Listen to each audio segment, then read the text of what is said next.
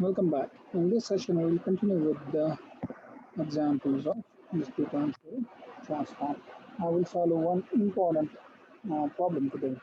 How do you obtain the discrete time series transform of a rectangle pulse? Now, what do you mean by rectangle pulse? In continuous time domain, if you remember, the pulse looks like this. It's a non-zero signal from some time to time. So this is a rectangle pulse from minus tau to tau. The sequence is non-zero and it can have any amplitude A. So this is the rectangle pulse in continuous time domain. Now in the discrete time domain, the same pulse can be drawn like this. So we'll draw the rectangular pulse first. So this is x of n, and let me use a different marker. So this is our rectangular pulse. Let's suppose it is 0, 1, 2, so on up to m. Let me say that sequence is non-zero from minus m to m, and the rest of the samples are 0. The rest means m plus 1 is 0, m minus 1 minus m plus 1 is 0. So these are 0. So after this, so this is our rectangle pulse in discrete time. Alright, now it can have any amplitude. It can have any amplitude. Let's call it A. So the amplitude of this pulse is A. Now, how do we determine the discrete time Fourier transform of this? So let's start. Now, by definition, we know the discrete time Fourier transform is given by summation m running from minus infinity to infinity x of n e to the power of minus j omega n. All right. Now, this pulse, this x of n is non-zero only from minus m to plus m. You can check it. The rest of the values are 0. So this summation will change the limits of the summation now from minus m to plus m x of n e to the power of minus j omega n, right? And put the values. So this will be simply, so this is simply, so what will be this?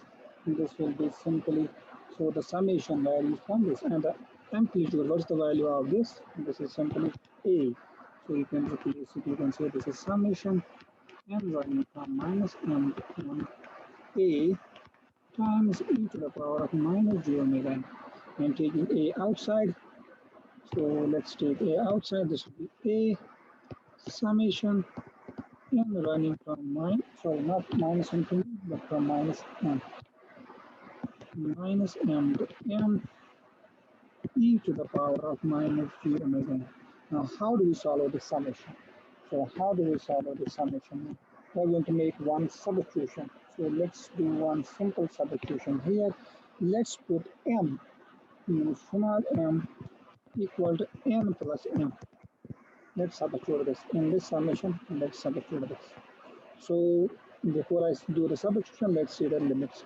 When m is equal to minus m, m will be equal to 0. So when m is equal to minus m, m will be equal to 0. You can check it from this expression. So it will be 0. When n is plus m, in the last limit, m will be equal to twice m. You can check it. This will be m plus m. That's twice m.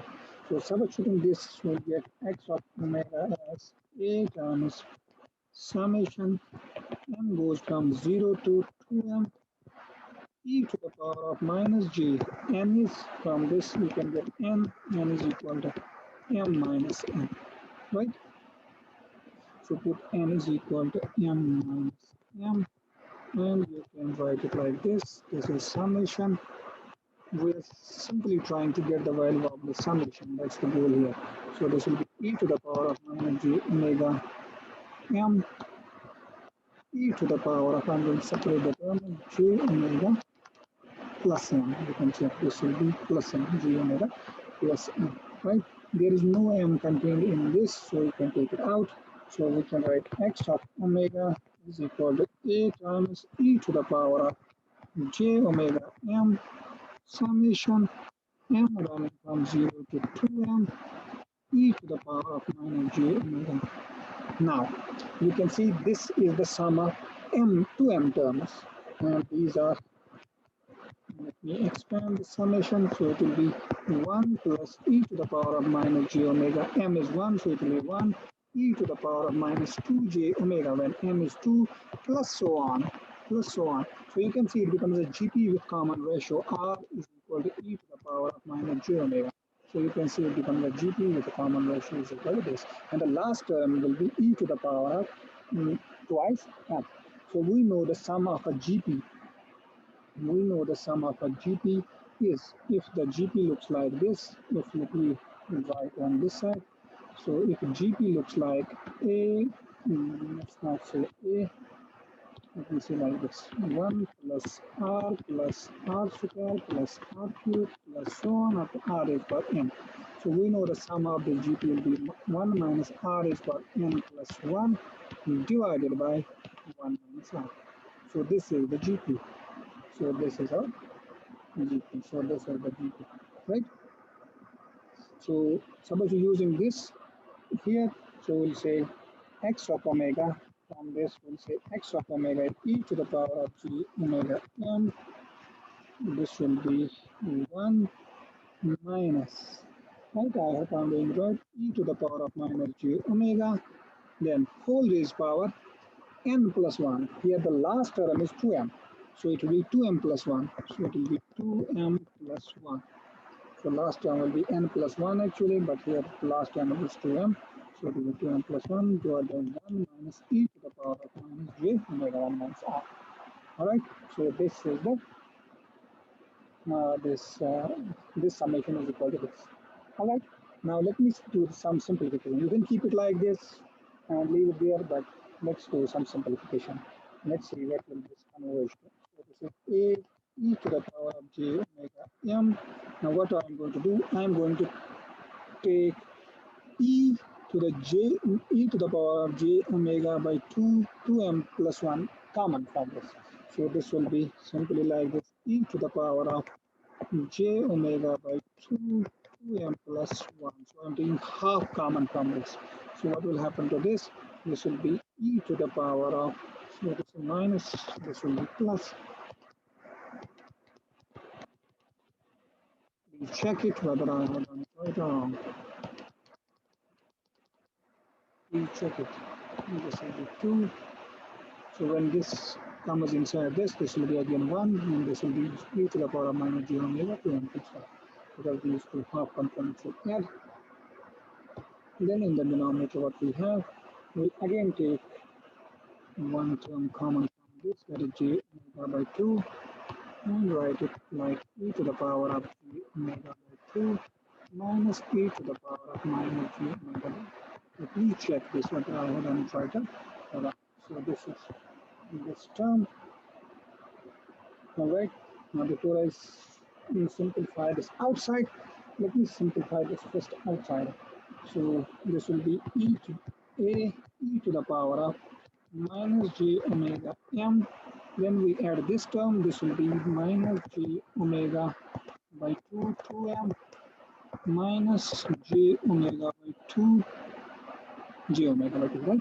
So then we have inside the basic we have j omega by 2m plus 1 minus e to the power of j omega by 2m plus 1. I hope I'm doing it right. Then here we have e to the power of minus j omega by 2, and it is e to the power of j omega by 2 minus e to the power of j omega. So I hope I'm doing it right. Now you can see this 2 and 2 cancels here. Sorry, this is plus here. This is not minus, this is plus. Now this will be equal to a e to the power of plus j omega m minus j omega m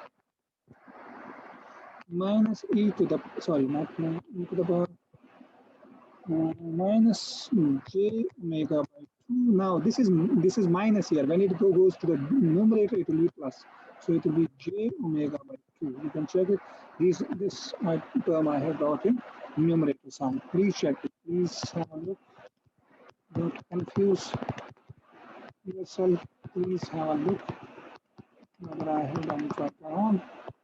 Then it will be e to the power of this I have taken on the numerator side. Please check. Now you can see this term cancels with this term cancels with this term. So it will be e to the power of 0, and e to the power of 0 is 1. So we are left with a e to the power of j omega by 2, 2m plus 1 minus e minus j omega by 2, 2m plus 1. This is the numerator and this is the denominator. This will be j omega by 2 minus e to the power of omega by 2. So this is our x of omega. So the rectangular pulse has the discrete time Fourier transform that looks like this. And simplify it further. Let me separate the two terms.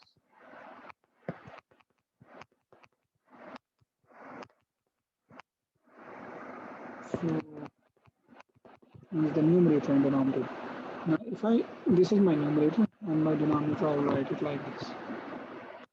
E to the power of j omega by 2 minus e to the power of j omega by 2. Right? Now what I am going to do, I am going to divide by 2j and I am going to also divide this by 2j. So 2j cancels. I have done it. Now we know from we know e to the power of minus j to the divided by 2j is sine. So compare this with this. We'll say this is a sine of omega by 2 2m plus 1 divided by, and this term, this is sine omega. You can check, this is sine omega by 2. Here the theta is omega by 2, here the theta is omega by 2, 2m plus 1. You can check, compare it with this and another. So x of omega is equal to a sine omega by 2, 2m plus 1 divided by sine omega by 2. Alright, this is the discrete time Fourier transform of rectangular pulse. Discrete time rectangular pulse. Very, very important result. Very, very important result. So the discrete time Fourier transform of a rectangular pulse, the discrete time rectangular pulse is this. This is very, very important function. This is very, very important function. Alright, but there is one problem with this. If we put omega equal to 0, this will be sine of 0. Sine of 0 is 0. This will be again sine. If we put omega equal to 0, this will be sine of 0. So this is 0 by 0. So when omega is equal to 0, or remember this plus minus 2 pi, 4 pi, x of omega becomes 0. Sorry, 0 by 0 power. 0 by 0 power. Now how do we resolve this problem here? How do we resolve this problem there? Now we can use one rule that's called L'Hospital rule. L'Hospital rule says to get the value at these points, what we do is simply differentiate the numerator and denominator, check the value. So differentiating the numerator and denominator, we'll get, and this will be simply a, if we take this differentiation of this will be omega by 2, 2 omega. We are differentiating with respect to omega, remember that.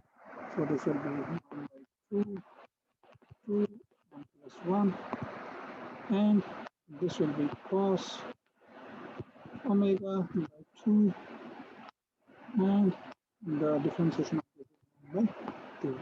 So as we put omega equal to 0, plus minus 2 pi, plus minus 4 pi, and so on, you'll see this becomes a times this, and this becomes 1, this becomes 1, because cos of 0 is 1, cos of 0 is 1, and 1 by 2 cancel, so we are left with a into 2m plus 1. So the value at these frequencies is this.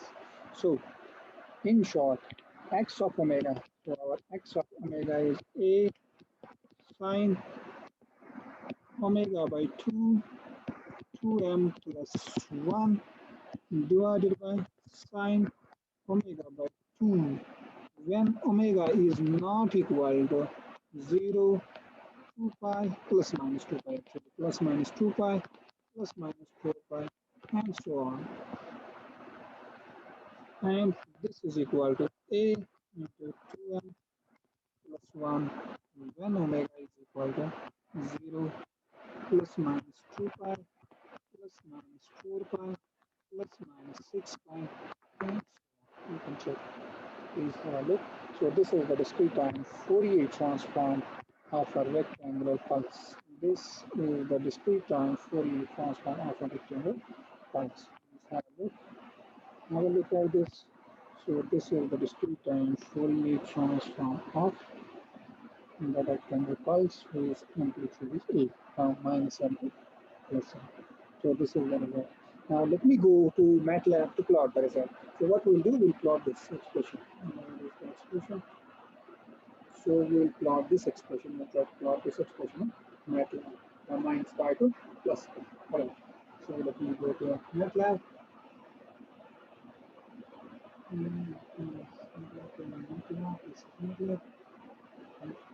Here the sequence. First, let's plot the magnitude. Absolute value of sine of omega by 2 times 2m. Let's take m equal to 10. So this will be 20 plus 1. That's 21.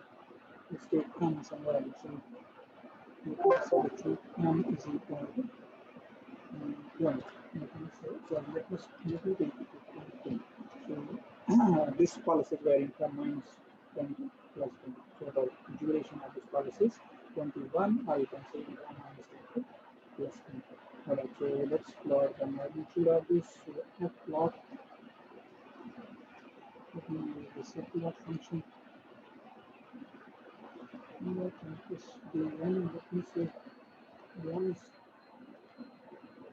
21.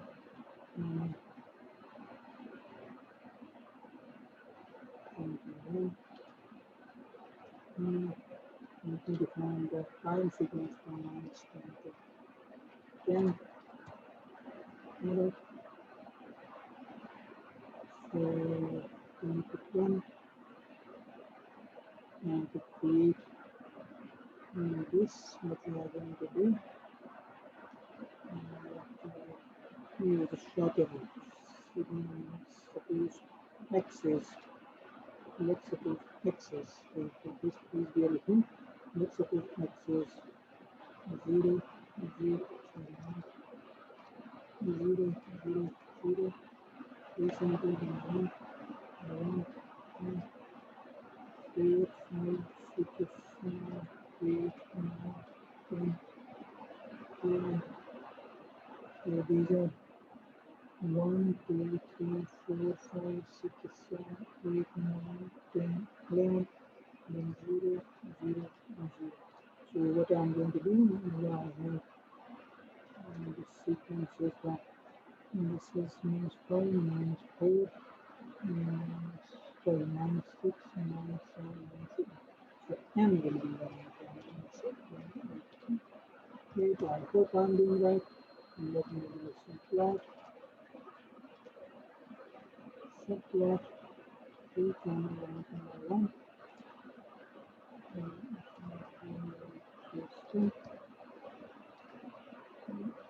x to e comma x comma z and the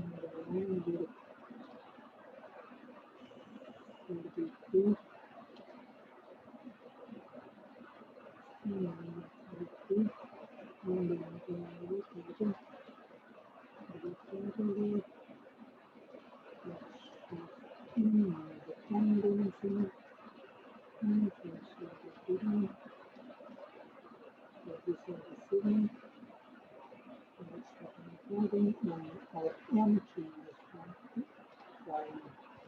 So this is our m because this is going to come minus 5. I'll show you the plot. Please don't worry about it. So then it's a subplot 3, 1, 2, and the second subplot, and let's say f plot. And the frequency f plot, frequency plot like this, and so absolute value of sigma is sine, and it is omega by 2, omega by 2 times 2 times m plus 1, and I hope I'm doing it right. divided by sine omega 1. So omega by 2, this is and hope I'm doing it correctly. And then the plot should be blue plot and the line where it should be 3. And currently is something wrong. And I have put equaling all these. And this was 2n plus omega by 2, 2n plus 1. So common law here, let's look at it. And this is 1, 2, 3. 1, 2, 3.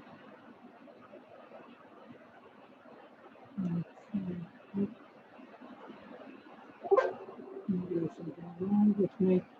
I have put wrong number of these. Put small braces. That's the problem there. So let's see this. Choose sign.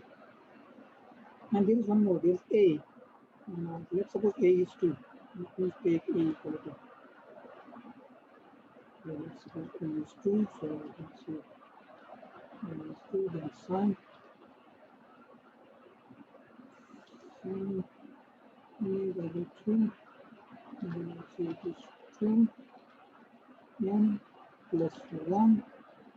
So this close there, this closes there, and then I take it like this. I hope I'm doing it right. Sum of omega by 3. This closes like this, and again I assume I'm doing it right. Minus 5 minus 1. Well, we saw error of these bases. That's what will be the error. 9, 8, 2. Input must be a function. Again,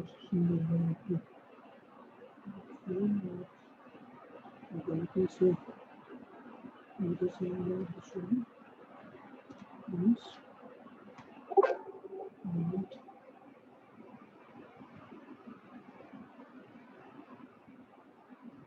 and this one. So let me check it.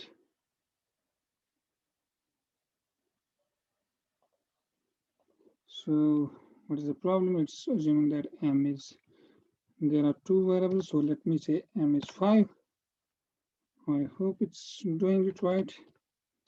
And I'm going to turn the grid on. And then I'm going to put a title there.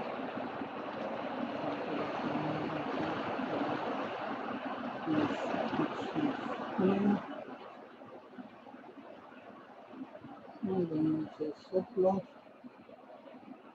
3 and 3 minus 3. Plot on this window. And then it's a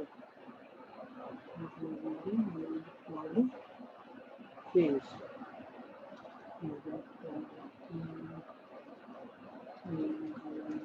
Phase plot.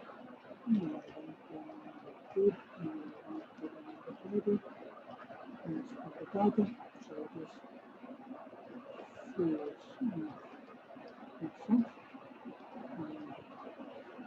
let me show you the plot. So this is our sequence. So this is our given sequence. Means it is non-zero from -5 to +5, and this is the magnitude plot. You can see this is the sync function. This is actually a sync, and we are plotting the magnitude. Please remember this is the magnitude, and it's plotted from -3 pi to +3 pi, and this is the phase. You can see the phase is also changing at these points. At these points, the phase is also changing at these sequences. All right, now let me do it for the larger range of node. So let's change the range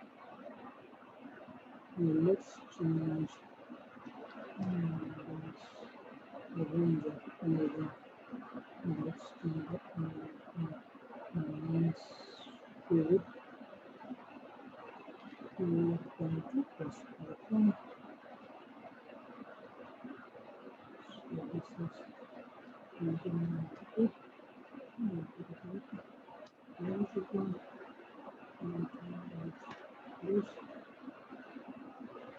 Please change the M.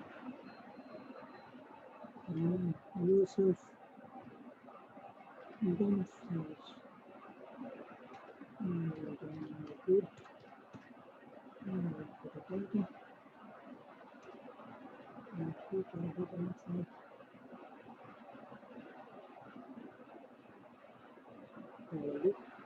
looking into the temperature here. Where the temperature attention and where the temperature attach shoot more than the campaign and let's technical temperature and which is needed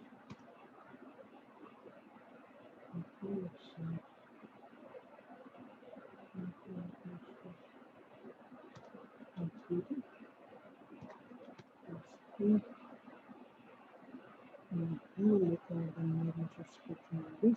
This is the magnitude spectrum. You can see it is repeating. The magnitude spectrum is repeating. And we are plotting it from minus 3 pi equals 3. You can see the same function. But you can do it for the phase as well. I hope you have got the idea. It simply tells us that the spectrum is repeating. And the spectrum is repeating here minus pi to plus pi. So in short, discrete time flow transform is 2 pi clear. Music has clear replication after 2 pi. Alright, let me end this session here. In the next session, we'll do the frequency response of the system, of the discrete time system.